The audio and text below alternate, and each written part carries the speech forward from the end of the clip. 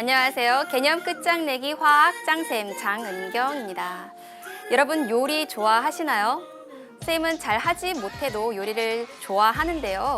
생선의 비린내를 제거하는 방법으로는 어떠한 것들이 있을까요? 레몬이나 식초 같은 산성물질을 뿌리면 비린내가 제거된다고 하는데요. 왜 그런지 여러분들 혹시 알고 계세요? 그것은 비린내를 내는 그 성분이 염기성을 띠고 있는 물질인데 여기에 레몬이나 식초와 같은 산성물질을 뿌리면 그 염기성이 중화된다고 합니다. 그래서 비린내를 제거할 수 있다고 하는데요. 오늘은 이처럼 산성과 염기성, 서로 다른 성질이 반응을 했을 때 중성을 만드는 중화 반응에 대해서 공부하려고 합니다. 그럼 오늘의 강의가 어떻게 진행되는지 주인공을 통해서 살펴보도록 할게요. 첫 번째로는요, 용액의 액성이 산성인지 중성인지 염기성인지 판단할 때 쓰는 물질인 지시약의 특성에 대해서 알아보고요. 그리고 수소 이온 지수라고 하는 pH의 정의에 대해서 살펴봅니다. 그리고 두 번째로는요, 산과 염기가 반응을 해서 물과 염을 만드는 중화 반응에 대해서 자세히 공부해 보도록 하겠습니다. 그럼 오늘도 선생님과 같이 즐겁게 화학 공부할 준비 되셨어요? 그렇다면 끝장낼 개념들 같이 만나러 가보겠습니다.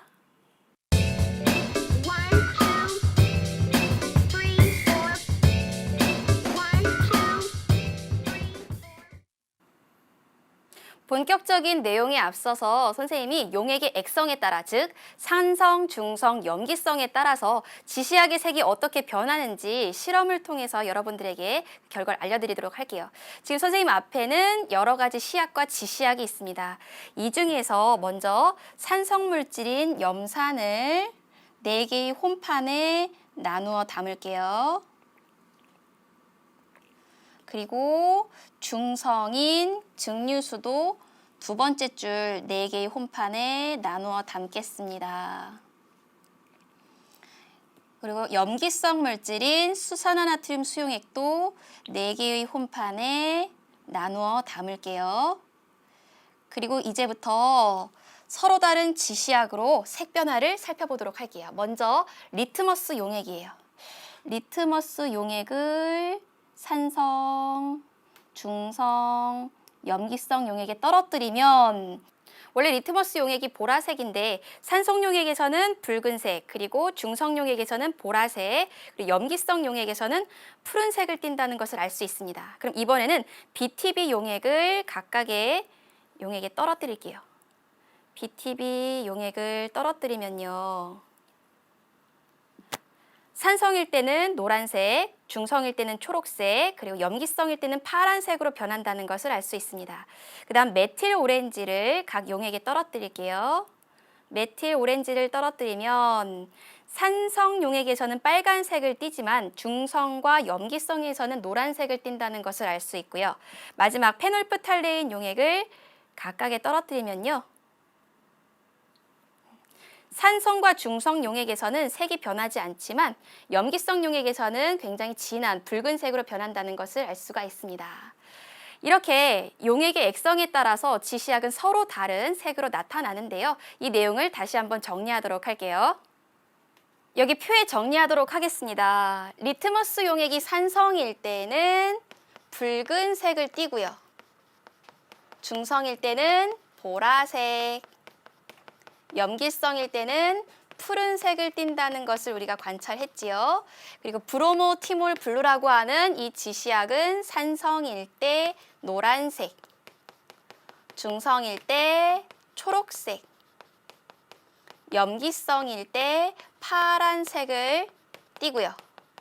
메틸 오렌지는 산성일 때 빨간색, 그리고 중성일 때 와 염기성일 때는 노란색을 띄었습니다. 다음 페놀프탈레인은요, 산성일 때는 색을 띠지 않았어요.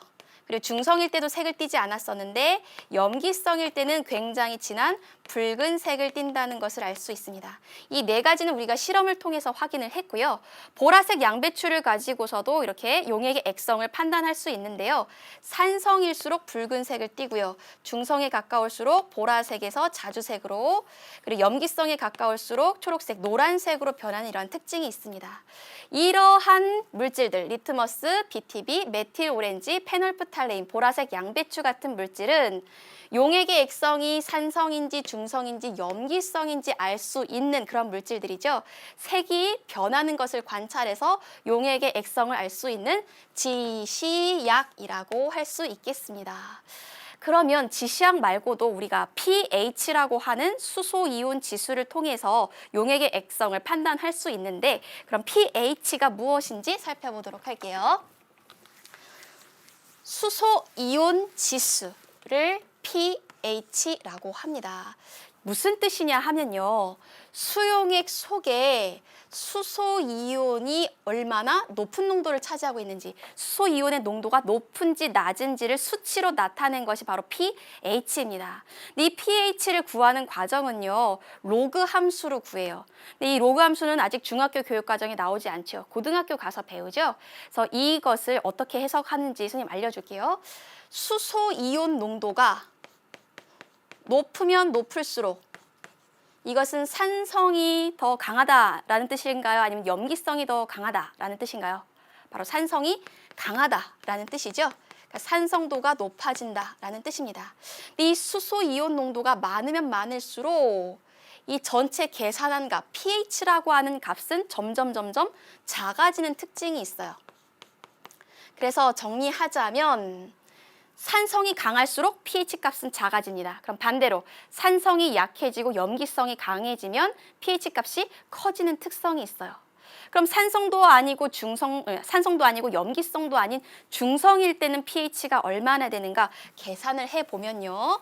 중성일 때 수소이온 농도가 10의 마이너스 7승 정도 돼요. 그래서 이것을 로그 함수에 넣어서 계산을 해보면 pH 값이 정확하게 7이 됩니다. 그래서 pH가 7인 물질은 우리가 중성물질이다라고 할 수 있고요. 중성물질의 예로는 순수한 물, 증류수가 여기에 해당한다라고 할 수가 있겠어요. 그리고 이 pH 값이 7보다 작아지면 우리는 산성물질이다라고 하고요. 이 pH 값이 7보다 점점점 더 작아질수록 산성이 강해지는 특징이 있어요. 반대로 이 pH라고 하는 이 수소이온 지수가 7보다 큰 물질은 염기성을 띈다라고 이야기를 하고요. 이 pH 값이 7보다 점점점 커지면 커질수록 염기성이 강해지는 특징이 있습니다. 그럼 이러한 특징이 있다는 것을 여러분들 꼭 알아두시고 우리 주변에 있는 여러 가지 물질들의 pH 값을 비교해 보도록 할게요.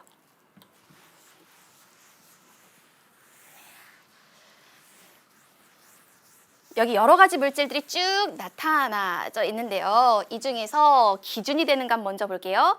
pH가 7일 때 그 물질은 우리가 중성이다라고 이야기를 하죠. pH 7인 물질이 바로 증류수네요. 증류수. 이것은 중성입니다. 이것을 기준으로 pH 값이 7보다 점점점 작아지면 작아질수록 산성이 강해지고 이것을 기준으로 pH 값이 점점점 커지면 커질수록 염기성이 강해진다라고 할 수 있지요. 그럼 여기서 어떠한 물질이 점점점 산성이 더 강해지는지 볼게요. 증류수보다 우유, 그리고 커피, 토마토, 탄산음료, 레몬, 배터리로 갈수록 점점점 더 강한 산성을 띈다는 것을 알 수 있고요. 반대로 증류수에서부터 달걀, 베이킹 파우더, 비누, 암모니아수, 하수구 세척제로 갈수록 점점점 염기성이 강해진다는 것을 알 수가 있어요. 이렇게 지시약과 pH를 가지고 물질의 액성이, 용액의 액성이 산성인지 중성인지 염기성인지를 판단할 수 있고요. 그럼 이제부터 본격적으로 산과 염기가 반응하는 과정, 중화 반응에 대해서 알아보도록 할게요. 우리가 중화 반응이라고 하는 것은 중성이 되는 반응이라고 생각하면 돼요. 그러면 어떻게 하면 중성이 되느냐? 바로 산과 염기가 만나야 돼요. 산과 염기가 만나서 중성 상태인 물을 만드는 과정을 중화 반응이라고 합니다. 그럼 아래 모형에서 살펴볼게요. 산성물질의 대표적인 예인 염산과 염기성의 대표적인 물질인 수산화나트륨 수용액을 준비를 합니다. 각각을 모형으로 보면요. 염산 수용액에는 염산 분자 3개, 그리고 수산화나트륨 수용액에도 수산화나트륨 3개가 들어있고 각각이 다 이온화가 되었죠. 이러한 두 용액을 혼합합니다. 그래서 하나의 비커 안에다 두 용액을 집어넣었더니 반응이 일어났어요. 어떠한 이온들이 반응이 일어났지요? 그림 보세요. 염산 속에 들어있었던 수소 이온과 수산화나트륨 속에 들어있었던 수산화 이온이 반응을 해서 무엇이 됐다? 물이 됐다는 겁니다. 그렇죠? 이때 직접 반응에 참여한 수소 이온과 수산화 이온을 우리는 알짜 이온이라고 해요. 그럼 알짜 이온들만 모아서 우리 반응식을 한번 써볼게요. 산성 물질 속에 들어있었던 수소 이온과 염기성 물질 속에 들어있었던 수산화 이온이 반응을 하면 무엇이 된다? 물이 된다. 개수를 잘 볼게요. 수소 이온 3개, 수산화 이온 3개가 반응해서 물 3개가 만들어지죠. 즉 수소 이온 하나당 수산화 이온이 하나 결합해서 물이 하나 만들어진다. 수소 이온과 수산화 이온은 1대 1의 비율로 결합해서 물을 만든다는 것을 알 수가 있습니다. 그렇죠? 그러면 수소 이온과 수산화 이온 말고 나머지 이온 볼게요. 염화 이온은 혼합된 용액에 그대로 남아 있고요. 나트륨 이온도 혼합된 용액에 그대로 남아 있습니다. 이렇게 반응에 참여하지 않고 남아 있는 이러한 이온을 우리는 구경꾼 이온이라고 하지요. 그래서 알짜 이온과 구경꾼 이온 이렇게 둘로 나누어서 살펴볼 수 있고요. 다음 요 그림 다시 한번 볼게요. 산성용액 염산이 같은 개수 들어있고요. 수산화나트륨도 같은 개수 들어있어요. 즉 염산과 수산화나트륨 수용액의 농도가 지금 둘 다 같은 상태라고 할 수 있어요. 이렇게 같은 농도의 염산과 수산화나트륨 용액을 섞었더니 무엇이 된다? 염화 나트륨 수용액이 된다. 즉 소금물이 된다는 것이죠. 소금물은 바로 중성입니다. 이렇게 같은 농도의 산성용액과 염기성 용액을 섞어서 중성이 된다. 이러한 과정을 우리는 중화 반응이라고 하죠. 그래서 중화 반응이 일어나면 산의 성질도 잃어버리고 염기의 성질도 잃어버리고 새로운 성질 중성을 갖게 됩니다.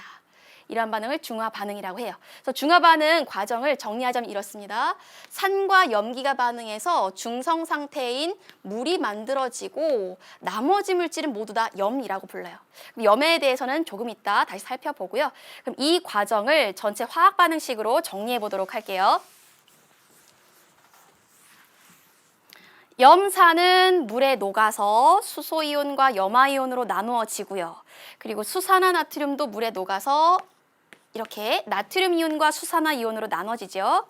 그럼 전체 이 둘을 합쳐서 쓴다면 염산과 수산화나트륨이 반응을 하면 이 속에 들어있는 알짜 이온, 수소 이온과 수산화 이온이 결합해서 물이 만들어지고 나머지 염화 이온과 나트륨 이온은 이온 상태로 수용액 속에 남아 있게 되는 것이죠. 이때 염산은 산성 물질, 수산화나트륨은 염기성 물질, 그리고 이것은 물, 중성 상태인 물, 나머지 이러한 물질을 우리는 염이라고 합니다. 이렇게 산과 염기가 반응해서 물과 염을 만드는 이러한 반응을 우리는 중화 반응이라고 한다 하는 거 여러분들 꼭 알아두시고요. 그러면 우리 이거 한번 생각을 해볼게요. 지금 이 그림에서는 염산과 수산화나트륨의 농도가 같았죠. 그리고 양도 같았어요. 같은 양의 산성용액과 염기성 용액을 섞었더니 완전한 중성이 되었습니다. 그러면 만약에 이 두 용액의 양이 다르면 어떻게 될까요? 만약에 수산화나트륨 수용액이 더 많다면 그때도 둘을 섞었을 때 중성이 될까요? 아닐 것 같죠. 그 과정 살펴보도록 할게요.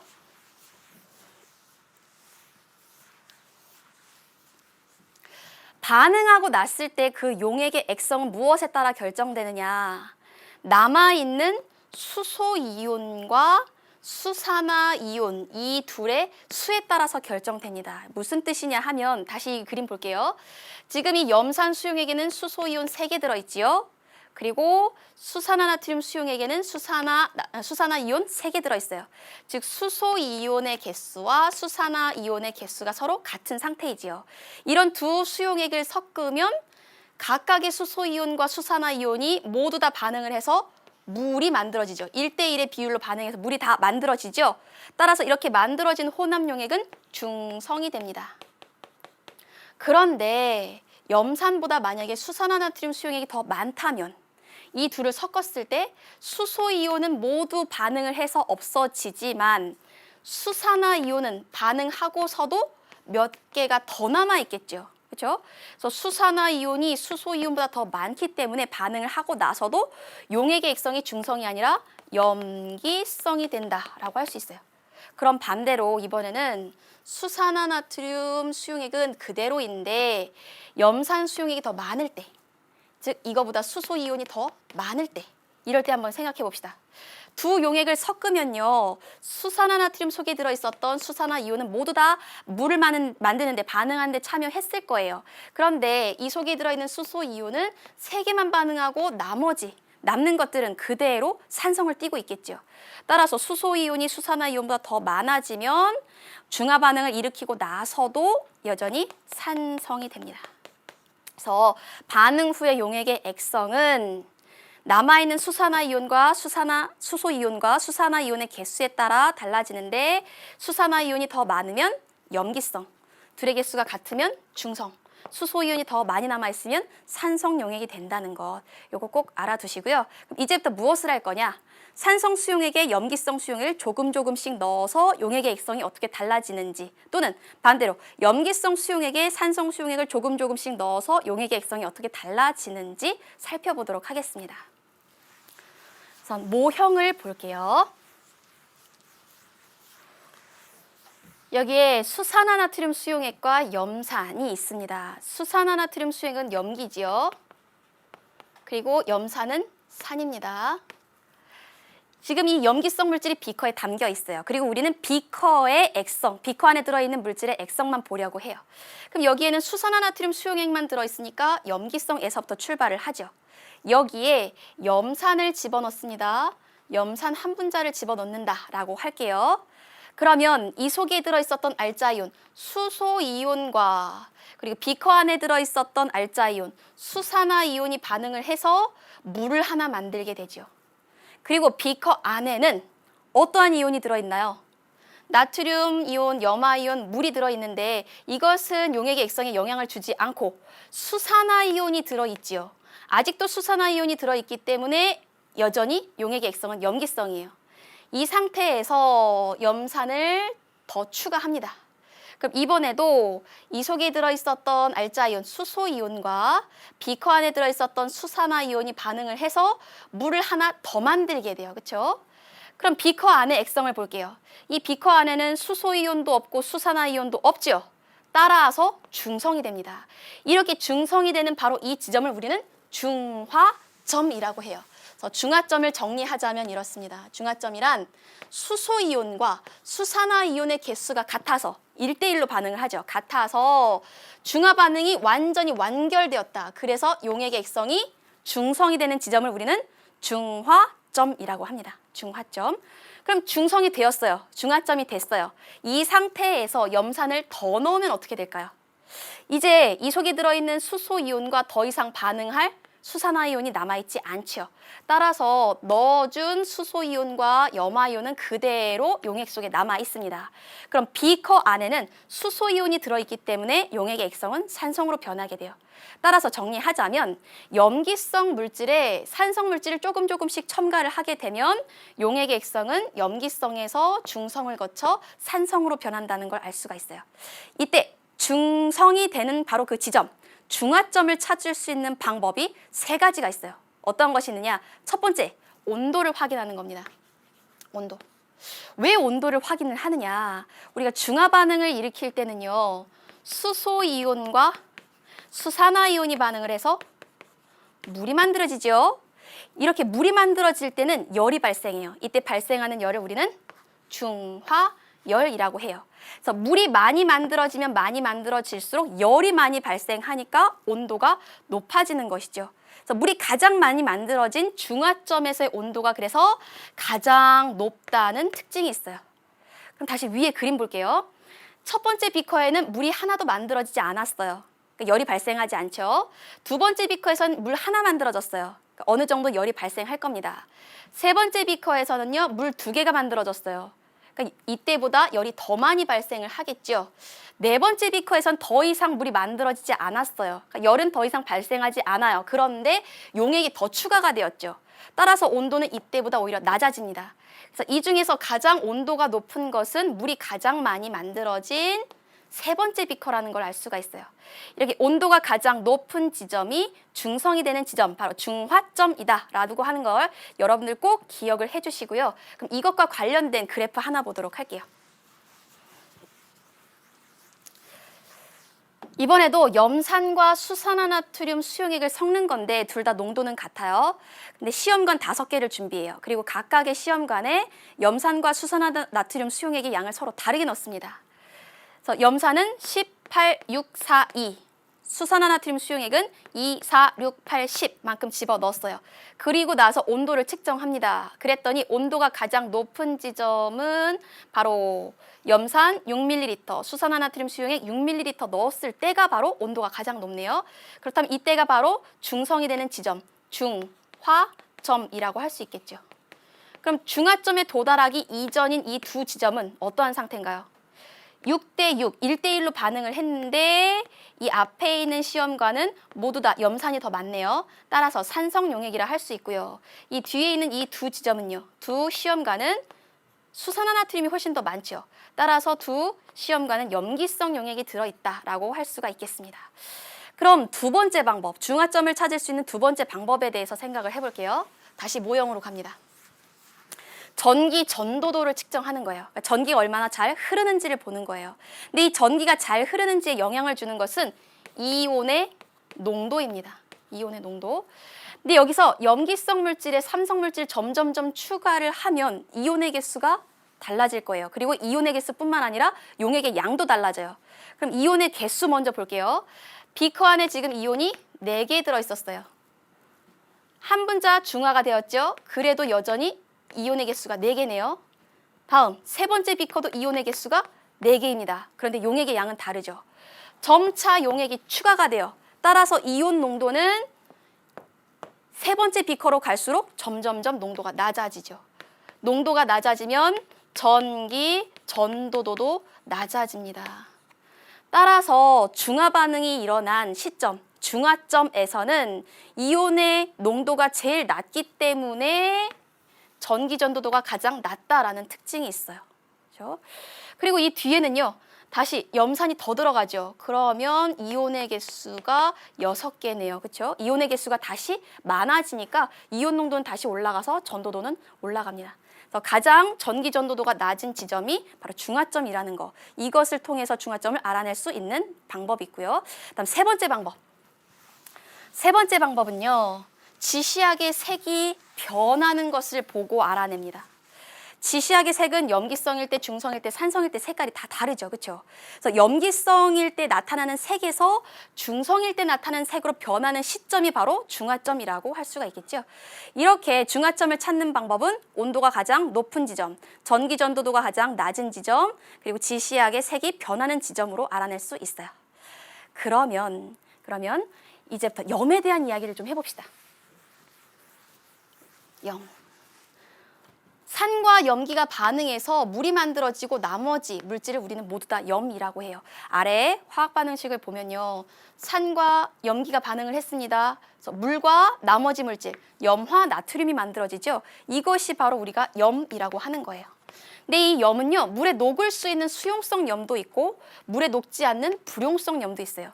불용성 염을 우리는 앙금이라고 하죠. 그럼 어떠한 염은 물에 녹고 어떠한 염은 물에 녹지 않는지 한번 표를 통해서 알아볼게요.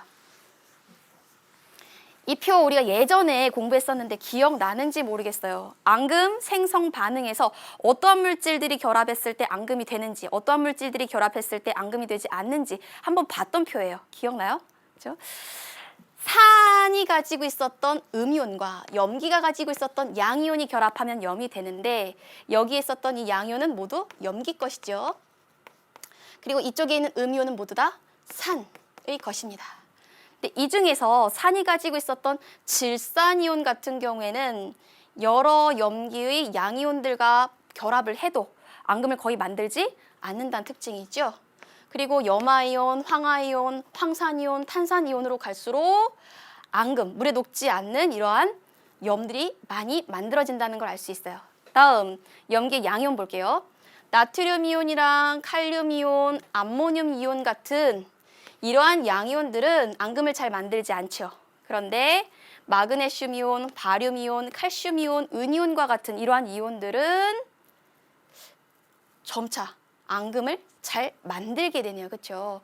그래서 이 표를 보고서 어떠한 이온들이 결합했을 때 물에 잘 녹는 염을 만드는지, 어떠한 이온들이 결합했을 때 물에 안 녹는 앙금을 만드는지 알 수가 있습니다. 경향성을 파악하는데 이 표를 참고하시길 바라요. 그러면 우리 생활 속에 중화 반응이 어떠한 역할을 하고 있는지 그 예를 살펴보도록 할게요. 생활 속에서 예를 보도록 합시다. 첫 번째, 생선에서 비린내가 납니다. 이 비린내는 염기성 물질이에요. 이것을 없애기 위해서는 산성 물질인 레몬즙을 뿌려주면 중화가 되겠죠. 그래서 비린내를 제거할 수 있고요.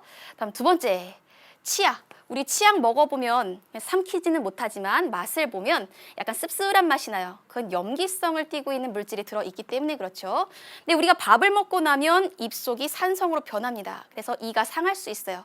이것을 방지하기 위해서 염기성 성분이 들어있는 치약으로 이를 닦으면 중화되어서 충치를 예방할 수 있지요. 그 다음 예를 볼게요. 여러분들은 그런 경험이 아직 없을 거예요. 밥을 제때 먹지 않으면 이제 속이 쓰린 그런 경험을 하게 되는데 그것은 위산이라고 하는 산성 물질이 갑자기 많이 분비가 되어서 위벽을 자극하기 때문에 속이 쓰린 거예요. 그럼 이러한 현상을 없애기 위해서는 이 산성을 중화시킬 수 있는 염기성 물질, 수산화 마그네슘과 같은 그런 물질이 들어있는 제산제를 복용합니다. 그럼 속 쓰린 것을 조금 막을 수 있고요. 다음, 비누로 머리를 감습니다. 비누는 염기성 물질이 들어있기 때문에 단백질을 녹이는 성질이 있죠. 머리가 좀 뻣뻣한 그런 기분을 느낄 수 있는데 그때 식초물로 한번 헹구면 비누 속에 들어있는 염기성 성분을 식초 속에 들어있는 산성, 이 성분이 중화시켜서 머릿결이 부드러워진다고 해요. 한번 여러분들 해보도록 하세요. 그 다음 예를 볼게요. 토양이 산성화가 되면 식물이 잘 자라지 않아요. 그럼 이것을 다시 염기성 물질인 석회가루를 뿌려줘요. 그러면 중화되어서 식물이 자랄 수 있는 이제 땅으로 바뀌게 되는 것이죠. 다음, 공장에서는요, 이산화황이라고 하는 산성물질이 만들어져요. 그러면 이 산성물질이 비에 녹아서 산성비가 되겠죠. 그렇죠? 대기를 오염시키고 토양을 오염시킬 수 있어요. 이것을 막기 위해서 산화칼슘이라고 하는 염기성 물질을 이용해서 이것을 중화시킵니다. 이것도 중화 반응이라고 할 수 있겠죠. 그 다음 예를 봅시다. 김치가 발효되면 먹어봤을 때 새콤한 맛이 나요. 그 이유는 젖산이라고 하는 산성물질이 이제 만들어져서인데 김치가 너무 시면 먹기가 어렵죠. 그래서 이때는 신김치에 달걀 껍데기를 집어 넣습니다. 이 달걀 껍데기는 물에 잘 녹지 않지만 물에 녹은 부분은 약한 염기성을 띄어요. 그래서 이때 이 시큼한 맛이 나는 이 산성을 중화시킬 수 있지요. 그래서 신맛을 좀 덜하게 할 수 있고요. 벌레 물린 곳은 살이 이렇게 부풀어 올라요. 그래서 아프기도 하죠. 왜냐하면 벌레가 내뿜는 물질이 산성인데 이것 때문에 혈관이 이제 팽창하기 때문에 아픈 거예요. 그러면 이것을 막기 위해서 염기성 물질이 들어있는 치약이나 암모니아수를 발라줍니다. 그러면 붓기가 이제 가라앉아서 통증이 덜해지게 되겠죠. 이처럼 중화 반응은 우리 생활 속에서 다양하게 이용되고 있습니다. 지금까지 중화 반응에 대해서 열심히 공부했는데요. 여러분들 얼마나 이해하고 있는지 문제를 풀어보면서 다시 개념들 정리해 보도록 할게요.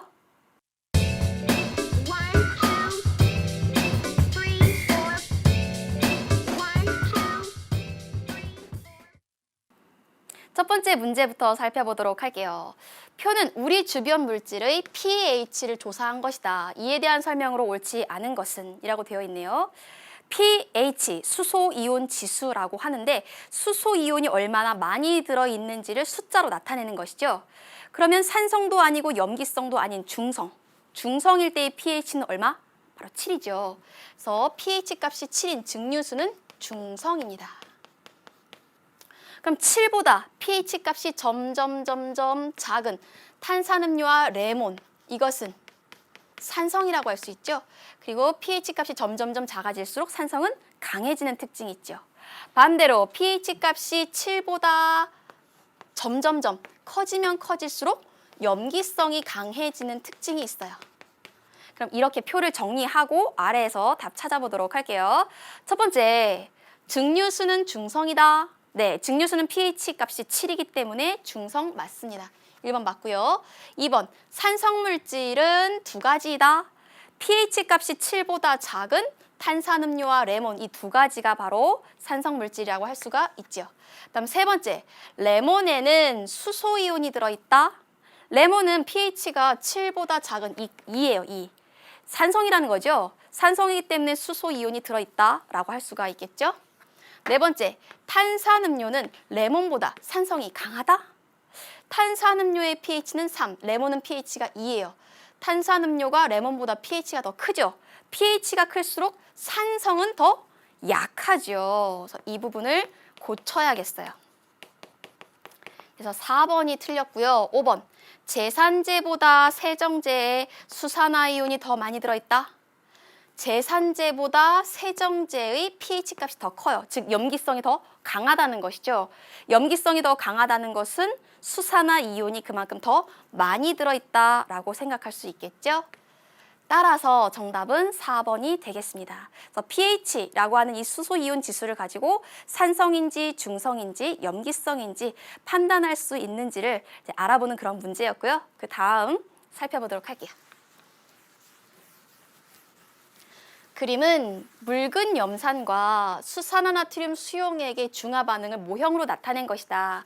이에 대한 설명으로 옳지 않은 것은 이라고 되어 있네요. 그럼 이 실험 모형 먼저 자세히 살펴볼게요. 제일 왼쪽에는 염산이 있습니다. 염산 수용액에는 지금 염산 분자 지금 3개가 표현되어 있고요. 각각의 분자는 모두 다 이온화되었어요. 염산은 수소이온이 들어있는 산이라고 할 수 있지요. 다음 수산화나트륨 수용액을 보면요. 수산화나트륨 3개가 이것도 모두 다 이온이 되어 있어요. 특히 수산화이온이라고 하는 염기성을 나타내는 이온이 들어있지요. 염기입니다. 이런 산과 염기를 반응시켰어요. 근데 염산과 수산화나트륨 농도가 같네요. 그래서 혼합을 시켰더니 이 혼합 용액에는 수소이온도 없고 수산화이온도 없지요. 물과 나트륨 이온, 염화이온만 있지요. 그래서 중성 상태인 염화 나트륨 수용액이 됐다는 걸 알 수가 있어요. 이렇게 정리를 하고 아래에서 답을 찾아보도록 할게요. 첫 번째, 알자이온 반응식은 나트륨 이온과 염화이온이 반응해서 염화나트륨이 만들어지는 것이다. 알자이온이라고 하는 것은 실제 반응에 참여한 이온이에요. 그렇죠? 중화 반응에서의 알자이온은 뭔가요?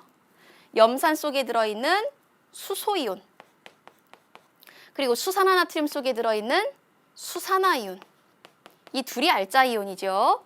이 둘이 반응을 하면 물이 만들어집니다. 이것이 알자이온 반응식이죠. 그래서 이 부분 틀렸어요. 나트륨 이온과 염화이온은 구경꾼 이온이죠. 그렇죠? 그래서 틀린 것 1번에서 바로 답이 나왔네요. 1번이라고 표시를 해두고요. 다음 2번. 가에서 염산이죠. 염산에서는 푸른색 리트머스 이 종이를 댔을 때 붉게 변한다. 염산은 산성이기 때문에 푸른색 리트머스를 붉게 변화시키는 특징이 있지요. 2번 맞고요. 다음 3번 수산화나트륨 수용액이죠. 수산화나트륨 수용액은 페놀프탈레인 용액을 떨어뜨렸을 때 색을 붉게 변화시킨다. 네, 이것은 염기성 용액의 중요한 특징이에요. 다음 네 번째 혼합용액이죠. 중성 상태의 혼합용액에 BTB 용액을 떨어뜨렸습니다. 그럼 중성일 때 BTB 용액의 색은 초록색이 되지요. 그래서 4번도 맞고요. 5번 중성용액. 이 중성용액의 온도는 산성용액의 온도보다 높다? 우리 온도는요. 무엇에 의해 결정되느냐? 수소이온과 수산화이온이 결합해서 물을 만들 때 이 만든 물의 양에 의해 결정돼요. 그렇죠? 그래서 물이 많을수록 중화 반응을 더 많이 해서 중화열이 많이 발생했다라고 할 수가 있겠죠. 그럼 만들어진 물의 개수를 볼게요. 가 안에는 물이 하나도 없죠. 그런데 다에는 물이 3개나 표현되어 있어요. 물의 양이 다가 훨씬 더 많으니까 더 많은 중하열이 발생했다. 그래서 온도가 더 높다라고 할 수가 있겠지요. 그래서 정답은 1번이 되겠습니다. 그럼 그 다음 문제 풀어보도록 할게요.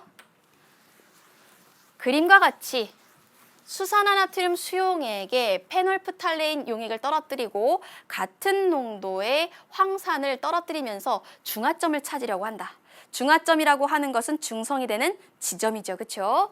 중하점으로 가장 적절한 것은 무엇인가 라고 했는데 우선 이 반응을 화학 반응식으로 정리하고 나서 답을 찾을게요. 비커 안에는 수산화나트륨 수용액이 들어있었습니다. 수산화나트륨. 그리고 여기에 무엇을 넣는다? 황산을 넣는다. 그럼 각각이 이렇게 이온화 되겠죠. 그러면 수산화나트륨 속에 들어있었던 수산화 이온과 황산 속에 들어있었던 수소 이온이 결합을 해서 물을 만들 거예요. 그리고 나머지 나트륨 이온과 황산 이온은 구경꾼 이온으로 남아있는데 이때 이 구경꾼 이온도 화합물을 만드는 것처럼 전기적인 중성 상태가 되도록 각각의 이온의 개수가 일정한 비율로 남아있게 돼요. 근데 나트륨 이온은 1 플러스 이온이죠. 황산 이온은 2 마이너스 이온이에요. 그럼 전기적인 중성 상태가 되려면 나트륨 이온 2개당 황산 이온 1개가 있어야겠죠. 따라서 이 둘을 같이 쓰면 Na2SO4 황산 나트륨 이렇게 쓸 수가 있겠어요. 그럼 반응 후에 나트륨 원자가 2개였다면 반응 전에도 2개여야겠죠. 이렇게 하면 전체 화학 반응식이 완성이 됩니다. 그럼 다시 생각하면 이렇게 해석할 수 있어요. 수산화나트륨 2개 반응할 때 황산은 1개 반응한다. 그래서 물 1개와 황산 나트륨 1개가 만들어진다. 물이 2개군요. 물 2개와 황산 나트륨 1개가 만들어진다. 이렇게 해석할 수가 있어요. 그럼 이렇게 정리를 했으면 아래에서 답을 찾아보도록 할게요. 첫 번째, 이 반응에서 기포가 발생하나요? 기포가 발생하지 않죠. 그래서 이것을 가지고선 중하점인지 알 수가 없어요. 두 번째, 앙금이 생성될 때 앙금이 만들어지나요? 앙금은 없습니다. 여기는 황산나트륨이라고 하는 이 염은요, 물에 굉장히 잘 녹아요. 그렇죠? 그래서 이것은 앙금이 아니에요. 2번도 틀리고요. 3번, 용액의 온도가 최저일 때 중화 반응이 일어나면요, 물이 만들어지죠. 물이 만들어지면서 중화열이 발생해요. 그래서 중화점에서 오히려 온도가 제일 높지요. 그래서 온도가 최저가 아니라 최고로 바꿔야겠습니다. 다음 4번, 페놀프탈레인 색이 무색으로 변할 때 염기성인 이 수산화나트륨 수용액이 황산을 넣으면 점차 용액의 액성이 중성으로 변하죠. 따라서 중성일 때는 무색으로 변하니까 이것을 통해서 중화점을 찾을 수 있고요. 다섯 번째, 넣어준 황산의 부피가 수산화나트륨 수용액의 부피와 같을 때 아니죠. 지금 황산 하나당 수산화나트륨 2개 필요하니까 황산의 부피가 수산화나트륨 수용액 부피의 2분의 1이 될 때라고 고쳐야겠습니다. 따라서 정답은 4번이 되겠어요. 그럼 지금까지 배운 내용 정리해 보도록 할게요.